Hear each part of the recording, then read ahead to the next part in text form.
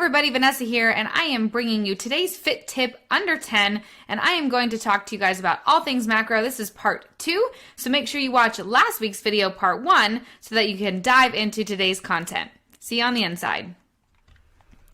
All right, a couple of things we need to first talk about before we really dive into what macronutrient split is best for you. We first need to understand kind of what weight management is. And within weight management, you really can manage your weight in 3 different ways. You can gain weight, you can have a stable or consistent weight, or you can have a weight loss. So when we look at this balance, you can see on one side of the scale, we've got your output, which is your calories burned. A couple different things affect that, like basal metabolic rate, the thermic effect of your food, normal daily activity, and deliberate exercise. On the other side over here, we've got food energy, which is essentially consuming calories, and that comes from consuming food and beverages.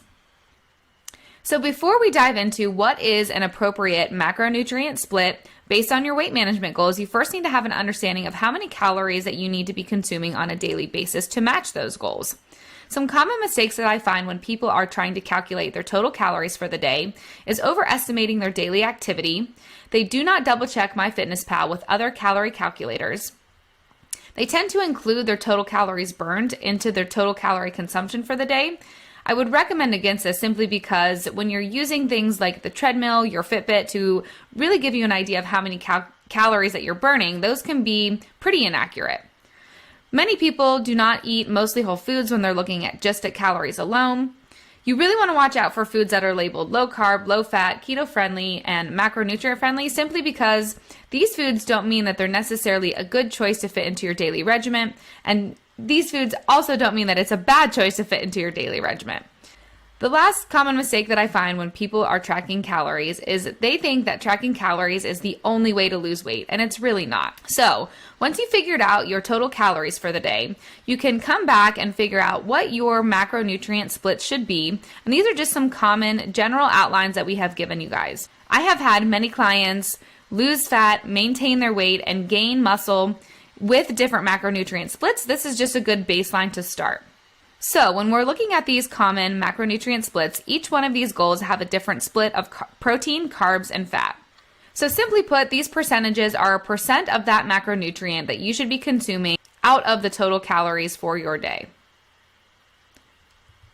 For example, if our goal was to maintain our weight, the recommended macronutrient split is 30% protein, 30% carbs, and 40% fat.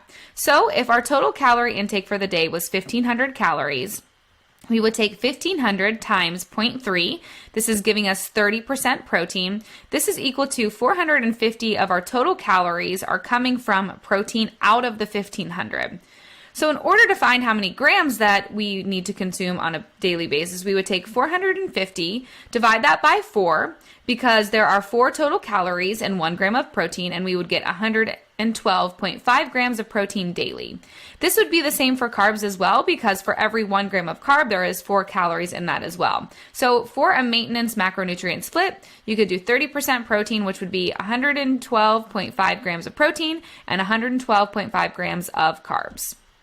We would use the same math or the same conversions for figuring out how many total calories of our 1,500 calories would come from fat. In this macronutrient split, 40% is coming from fat, so we take 1,500 times 0.4 and get 600 total calories come from fat. We know from my last presentation that there are 9 total calories and 1 gram of fat. So we would take 600 divided by 9 and get 66.6 grams of daily fat. Now, you don't have to do any of that math at all because apps like MyFitnessPal and Fitbit will do all of the math for you. MyFitnessPal will actually tell you how many grams of each of the macronutrients you should be consuming based on the percentages that you have put into your settings.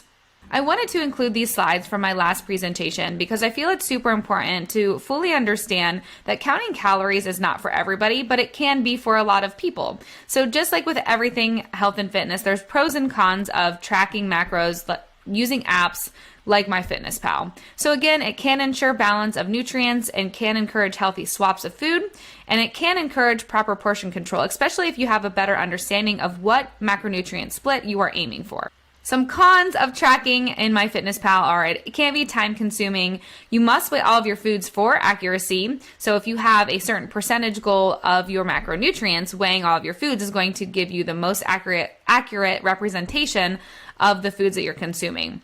It does have a large database of foods from users, which can lead to inaccuracy. Food labels, if you are scanning a lot of food labels, can be up to 20% inaccurate. Again, this is why I highly recommend having a daily nutrition regimen of mostly whole foods. It can only focus on total calories alone. It can be challenging to know what calories are right for you, like I had said earlier. And I think the biggest con to tracking is it can be information overload. All right, ladies, that is it for me. That is your fit tip under 10, all things macronutrients. Hopefully you guys have a better understanding of macros, of total calories. Always keep in mind, though, that these things are just general outlines. It's best to really invest in or work with somebody that has a good understanding of what your goals are, what your activity level is, and really what you're trying to accomplish.